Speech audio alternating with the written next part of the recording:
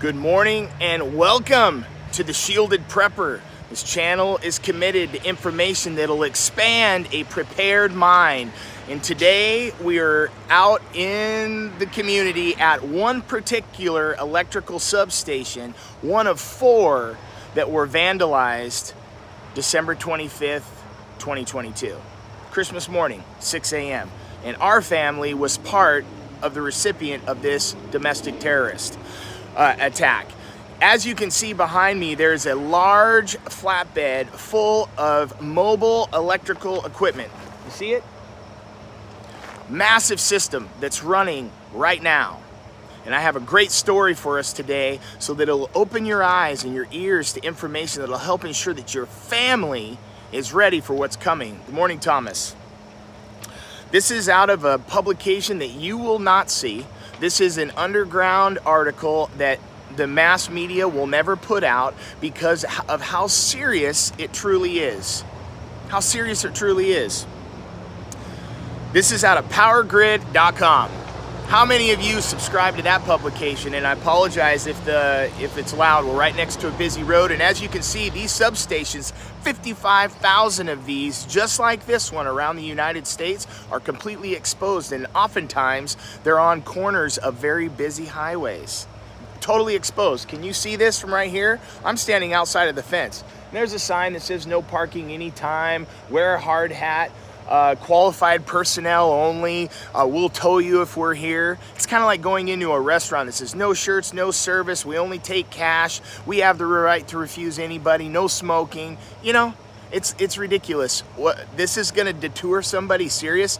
I'm a tax-paying local resident here, and I'm parked right out in front of this. Now they do have a camera, yet it's pointed at the substation. It's not pointed this way.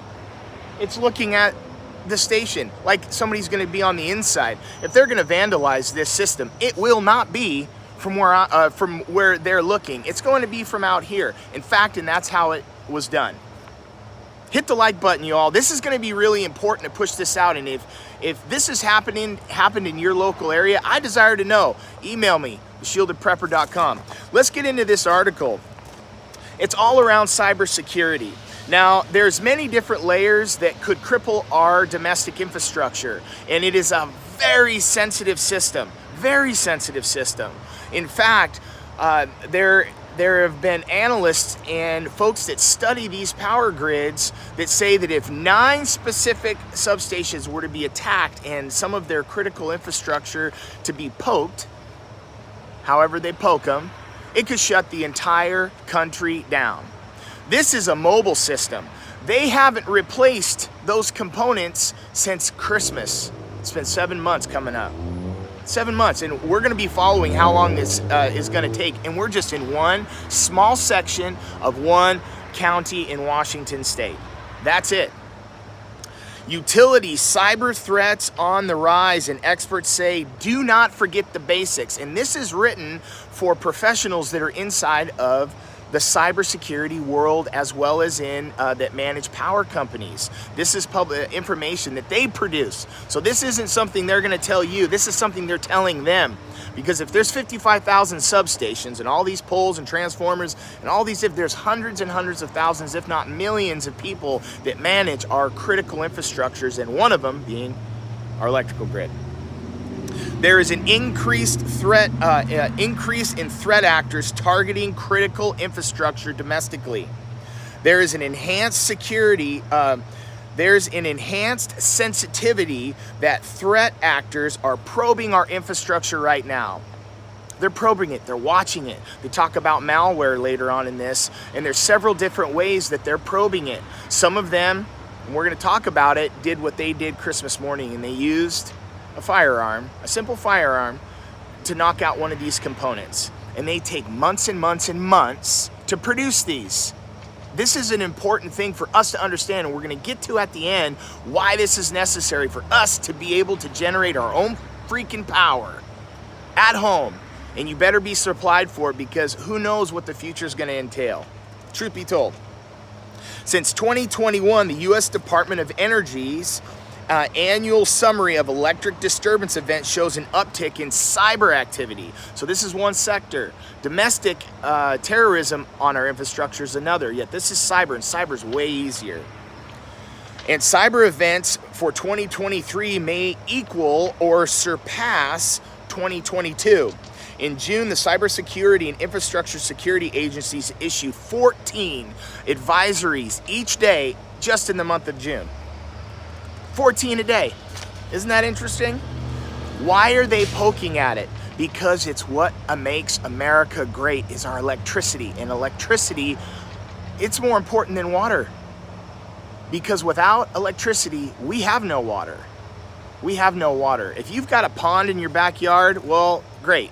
If you got a pool, great. I guess you can run your pool water through a Berkey. Yet if we don't have electricity and you're on city or municipal water, see you later. If you're on a well and don't have a way to back up power or a hand pump, lights out. You better have water storage at your home or a way to be able to pull it up out of the ground electrically on your own.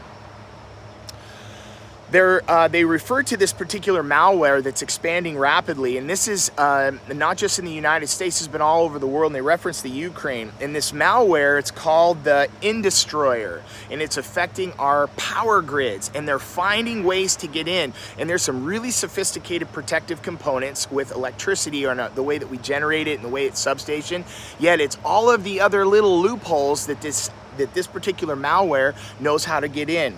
So much that it cut much of Ukraine's power in 2016. Why and who knows if it was the Russians, the Chinese, the North Koreans, I don't know. They talk about them a bit in this article.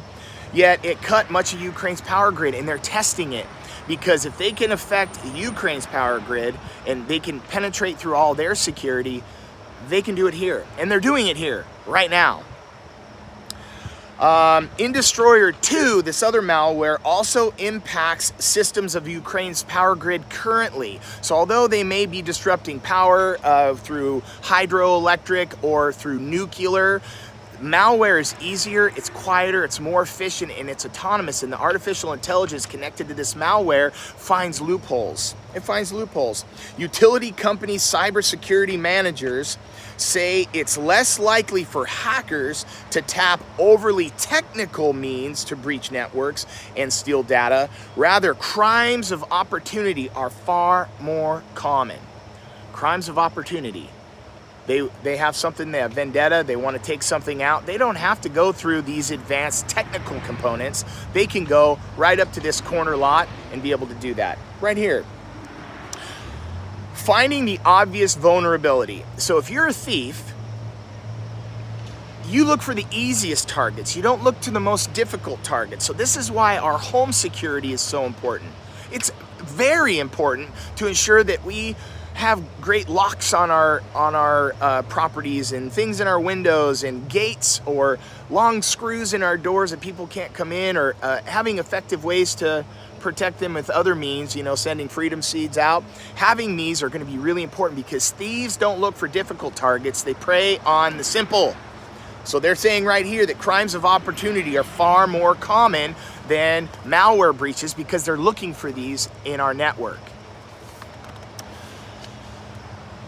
Cyber criminals focus on computers used in the offices or in cloud applications. So they're not looking to go through the real technical security components. They're looking for employees that have random passwords that are easily predictable.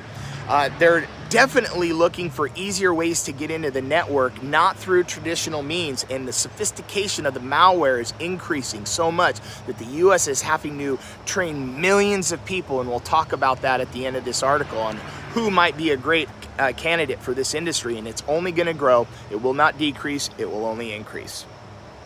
What's motivating these hackers?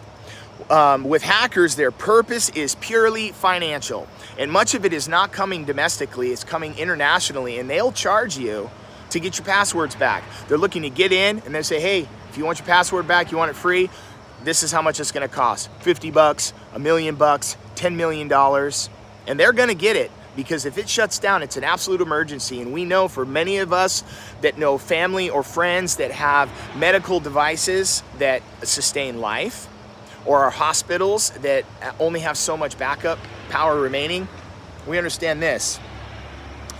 There are also hacktivists out there trying to make a statement for a cause, and domestic terrorists bent on disrupting and destroying something. This is something to inflict pain. They're not doing it in their communities where they live. They're doing it in other communities just to poke. And going back to the beginning of this article, they're poking our infrastructure right now all over the country. 14 a day in the month of June were being submitted from different municipal power companies into the national database for us to be able to watch and to monitor. Combating these threats, it is crucial. This is really simple. You want to hear this? And this is what's happening. It is crucial for utilities to engage in basic. This is how they're penetrating the path of least resistance. Basic security hygiene with passwords. Between 50 and 80%. This ought to make your skin crawl. 50 and 80% of companies spanning several industries like healthcare, finance, and electrical infrastructure are running devices with default passwords. Password, capital P. Password 123. God, 1234. Hashtag 1234. You know, the most basic common ones, just you're trying to keep other people that shouldn't be in there in the office out of it. Yet these cyber criminals, they study this stuff. They study patterns and they look for it and they search. And with AI coming, they're going to be able to compute these passwords faster. So having password security hygiene is super important. And 50 to 80% are using default passwords. Still, in finance, in healthcare, and in critical infrastructure. Like where I'm standing here. Let's move on.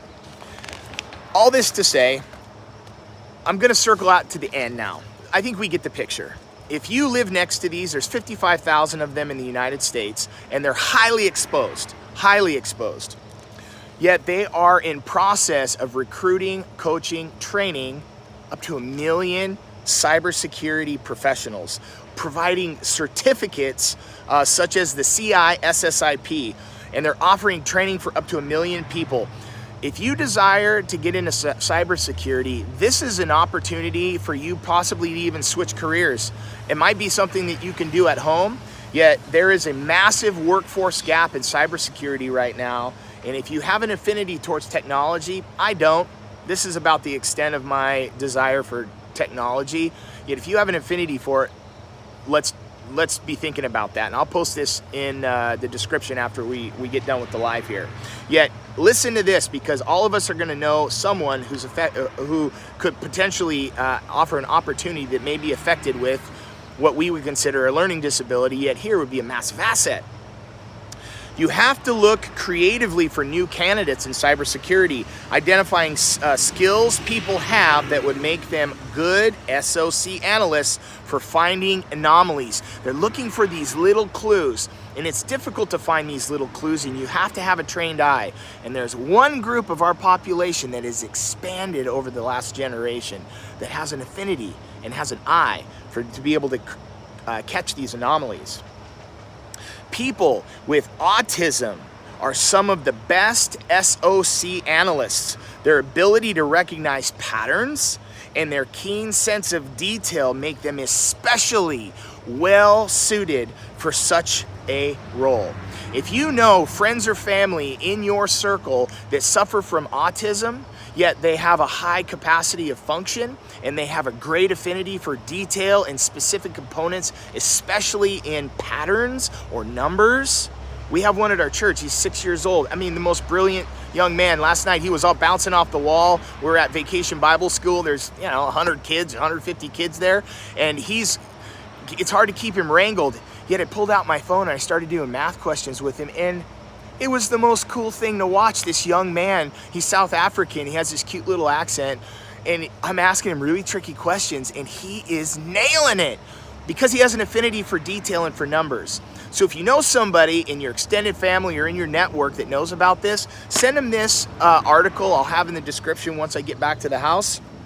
I just intended on sharing this with you guys this morning.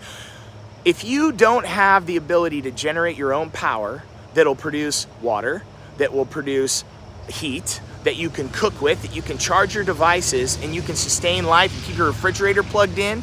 Make sure that you have it and don't wait, because if something major happens in your area, every last used, new, and coming soon generator is going to be gone. If you don't have fuel tanks to be able to keep backup if you have gasoline, I know gasoline generators are going to be kind of a thing of the past, and these solar generators are really coming back. We own both, and we own several of them. Remember the great quote in preparedness, 2 is 1 and 1 is none. If you don't have 2 ways or redundancy, these are things you could be focusing on in your preparedness journey. And I understand that these are a more costly component of preparedness, yet at the same time, be encouraged. These are things that are important for us to be thinking about for our family. So as we shield up, and remember, our physical defensive shield, the thing that we can hide behind if chaos happens, a terrorist attack, a cyber threat, or we lose power for an hour or 2, a day or week or weeks, who knows? They're talking about these 9 substations specifically, if they were attacked, would shut down the United States completely. Completely. And these have been 7 months coming up, and they haven't been replaced in a local, small community substation. Christmas morning, our power goes out. It was totally malicious. Thousands of children were opening up their presents at 6 a.m. in the morning with a rotten flashlight in their neck. Our family had the Christmas tree on. We were cooking breakfast. I plugged my coffee pot in. I prepared for that. It made me sick to make that investment because I never really thought that I would actually use this solar generator. And I've used it twice now. Even though it was for short times, roughly in comparison, it solved a quick problem and it allowed us to continue on. That's how powerful electricity is. I hope you received something from this today. And if you did, put it in the comments. Send it to somebody. Thank you for watching. Shielded Preppers out. Remember that our spiritual shield is free. If you don't know Jesus Christ, introduce yourself. He'll bless you. Ask him into your heart. Ask him to be the Lord of your life. Repent of your sins. Proclaim him as the Son of God, that he sacrificed his life as an atonement so that we can go directly to him and have everlasting life. Test your generators too. They need to be turned on. Thank you for that comment. You're right. And these are things, so start with one step, and as you continue to follow this channel and other channels like this, gleaning information, remember that it's our responsibility. It's not the principalities or the governments. Remember, the middle of the Bible, Psalms 118, 8 and 9 says, it's better to put your trust in the Lord than put your confidence in man, so in your bosses. And verse 9 says, better to put your trust in the Lord than your confidence in principalities. Our princes, our rulers, our governments. Don't put your trust in them. Self-insure yourself if you can. Food, water, power, heat, protection, medical. These are important. Bless you guys today. Shields up.